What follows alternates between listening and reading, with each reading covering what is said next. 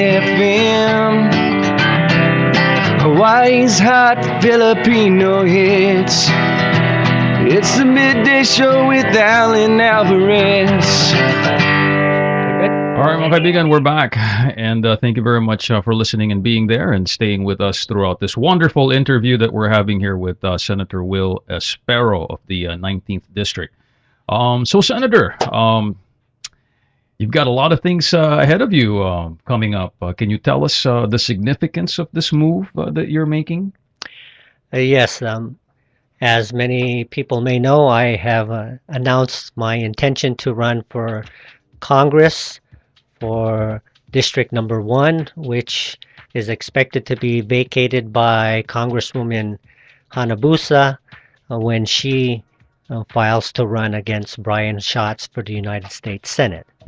So this will be an open race. The district is from Ko'olina to Hawaii Kai, including Mililani, but not Makakilo, and it's half of the state of Hawaii.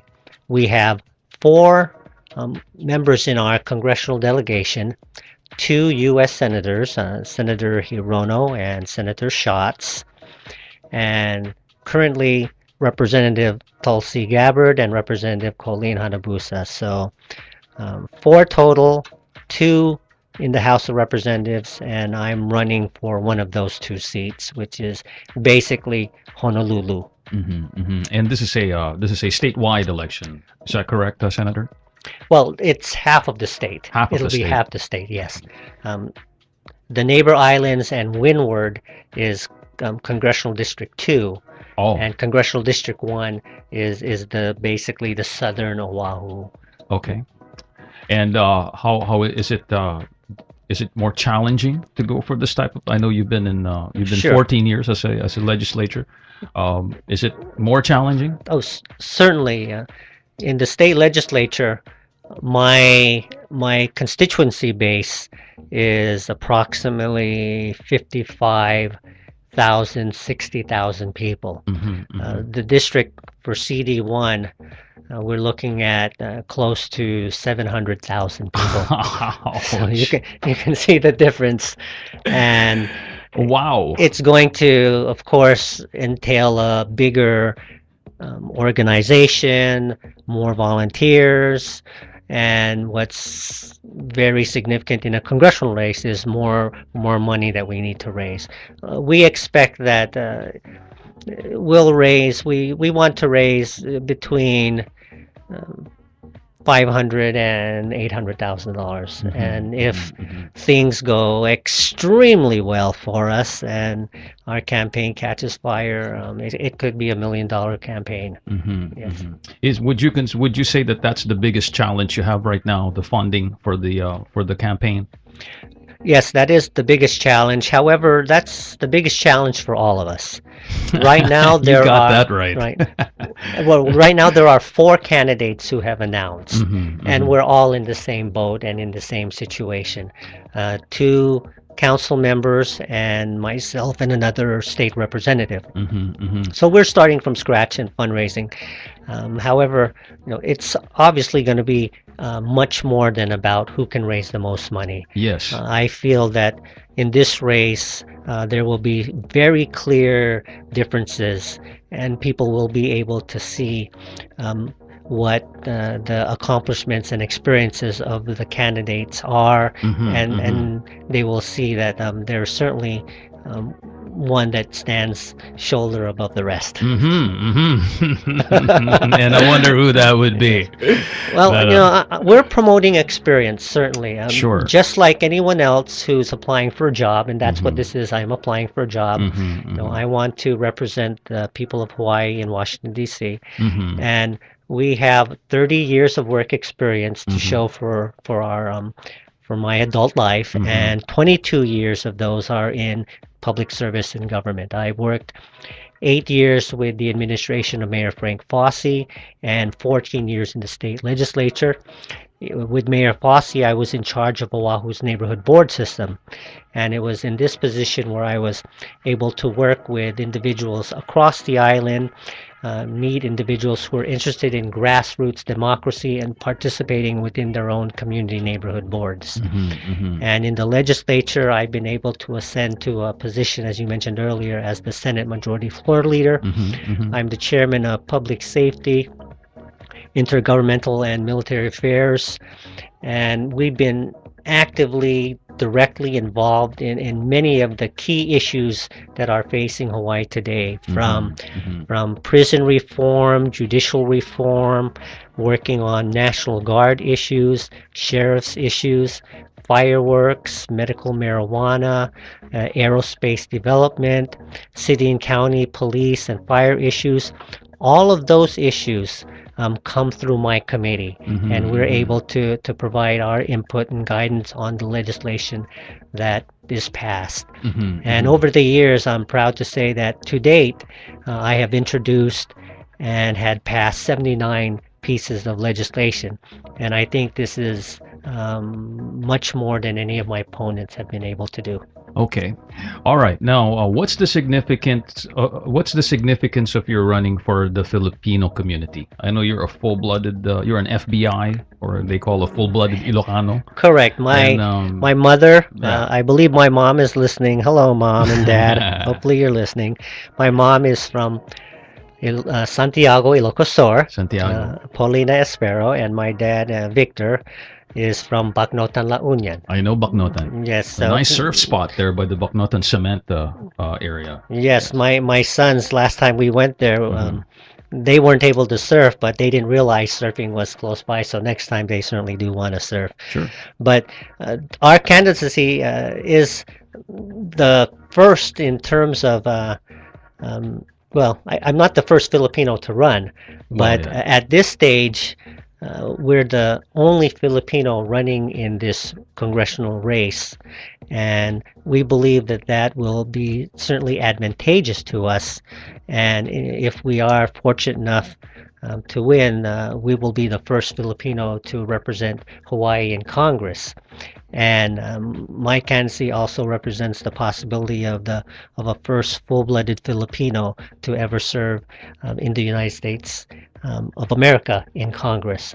There have been Wow. part Filipinos. I think one individual was a quarter Filipino, and there was another who was half. But we've never had An FBI. an FBI, and you know that's something that I'd be proud to represent our community, because we have contributed greatly to the success of Hawaii and to the point where we are today in terms of an economy and what Hawaii is known for and what it has become. And I'm not running as a Filipino candidate. However, obviously that is my culture, that is my heritage, and one that I carry proudly. Well, we had a discussion the other day, and we were saying, what if, let's say tomorrow, all Filipinos, I'm talking Filipinos, first generation, second generation, Filipino Americans, Japanese Americans, anything, if Filipinos just decided not to go to work tomorrow. I'm talking about I think we were saying that the whole place would just screech and stop, and just the Of whole course. state would buckle up. Well, here are the numbers. In Hawaii, we're looking at about 1.36 population, Million. 1,300,000 to 400,000 Filipinos. Filipinos. I'm sorry, total population. Total Yep, population. Okay. Of that, 200,000 are full Filipino. 200,000, which is approximately 15%. If you add the part Filipino, the number jumps from 200,000 to 342,000. 342,000 roughly equates to 25% of the population. That's a lot. Okay. And as you and many others know, many people in the tourist industry, which is the backbone of our economy, are Filipino employees. Absolutely. And I was just saying the other night in a speech that if the Filipinos decided not to go to work in the tourism industry, Yeah. our economy would collapse. Plain and simple. Now, Well, you know, we should. That deserves an applause. now we don't want that, and no one is encouraging of that, of course course. not, But of course but not, what of course what we're showing is, the Filipinos helped build Hawaii. Absolutely. We came here in 1906. There were 15 of us, and Oh, not me, not of you. course, but those that Yes, came the before us, Sakadas, the Sakadas. our Yes, ancestors, of course, 15. of course. And now that number, when you include part Filipinos, has become Oh my God. 342,000. Unbelievable. And in the last census, we surpassed the Japanese That's as right. the number one ethnic group in Hawaii. That's right. Now, there are more Caucasians than Filipinos, but Caucasians represent multiple countries and areas. Canada, Germany, Sure. Scotland, England, Australia, multiple. But we are the largest ethnic group in Hawaii. And as everyone knows, those numbers continue to grow. Well, yes. And the future, for Filipinos in Hawaii looks bright. However, we must be engaged. And as one of the dominant groups now, and becoming a dominant group in Hawaii, we need to be active, and we need to be involved, and we need to register to vote, and we need to contribute to society, because how we contribute will determine what becomes of Hawaii and what will be left and what will be the legacy for our future generations. Ultimately, we are a melting pot of multiple ethnicities and people, and we're here on this island where there's a lot of respect and tolerance for one another. Culture. Exactly. And the Filipino community, again, is a major contributor, and hopefully we will continue to be, and all of us can prosper in years to come as we all collaborate and work together for the better good of the state of Hawaii and Honolulu. Okay, Senator, we have to wrap things up here. So before we go, I just want to ask one last question. What is your promise to the Hawaiian people when if and when you become, let's say, the congressman representing the state? What is your main contribution that you would like to give, not just to the Filipinos, not just for the Japanese, not just for the Americans? I'm talking about for everybody, this melting pot that you were referring to. Well, this district is half of the state, and as I mentioned to you, we're looking at close to 700,000 constituents. With that number, there are many individuals with many needs and wants and interest, and it's difficult to tell all of them that I'm going to take care of your problems and your issues, because it's just so great. However, I can tell the people that are listening that I'm running for Congress because I enjoy public service. I enjoy working for the people of Hawaii, and I want to continue to be your advocate and your voice in Congress. I will do my best to make certain that any decision that is voted on will have a minimal negative impact, and it will have a positive impact on as many residents as there are out there. And of course, the issues, whether it's Medicare and Medicaid, or healthcare, housing, job creation, military spending, I will do my best to make certain that Hawaii is well represented and that you have a strong voice in Congress. All right. Thank you very much, Senator, and I hope that includes communication both ways, up and down, and Yes. To all the communities, not just Filipinos, as we're doing here today. Yes. All right. So I just want to say, Senator, thank you very much for coming down here and informing our listeners of what your accomplishments are, what they have been, what you're doing now, and what your plans are for the future. As a Filipino legislator, we are very proud that you are where you are and that you represent a large part of the population in a big area here on Oahu. And hopefully you'll be going to bigger and bigger areas. Senator. So we just want to say on behalf of the station, all the owners, the managers, and the producers here, we just want to say thank you. And we wish you nothing but the best in your upcoming campaign. I hope you do have a small budget for us later. I know when the season starts. But if not, it's fine. We really appreciate learning about you, about what you've done, and just to hear how you think. I think for many of the listeners there, just to see how your train of thought is, sometimes gives people a better idea of who that person is. Yes. And I want to thank you for doing that today and coming on my show to do that. Thank you, Alan. And this was a great interview. I had a wonderful time, and I look forward to joining you again. Okay, thank you very much. That is okay. I have one more question before we go. Yes. How can people learn more about you and your campaign, sir? Thank you for asking. We do have a website, Espero for Congress, and that's for spelled out, esperoforcongress.com.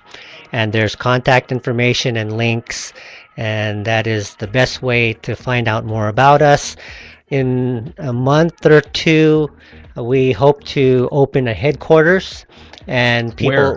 Where would that be? Well, we're looking right now in Kalihi. Kalihi? Oh my God, Center of Filipino. Exactly. Here in Hawaii. No, I must win the Filipino vote. That is my base, as you know, and Yes. but we can't win with just the Filipino vote. No. There are other groups, but I believe that's going to be a key contributor to my victory, and having a headquarters centrally located in Kalihi, I think, is a good place. Okay. All right. Thank you very much, Senator. Again, the website again, sir? Esperoforcongress.com. And thank you, everyone, for listening to us. All right, mga kaibigan. Yan si Apo Senator Will Espero. We're gonna put this up on the Facebook site. Again, facebook.com AAX Radio. Just look for that, and you'll be able to hear this interview in case you missed it or in case you only heard part of it. Thank you again, Senator, and we look forward to seeing you maybe in Washington. Salamat. Yes, maraming salamat, sir. Thank you, Alan. Excellent. Allan Alvarez on the radio.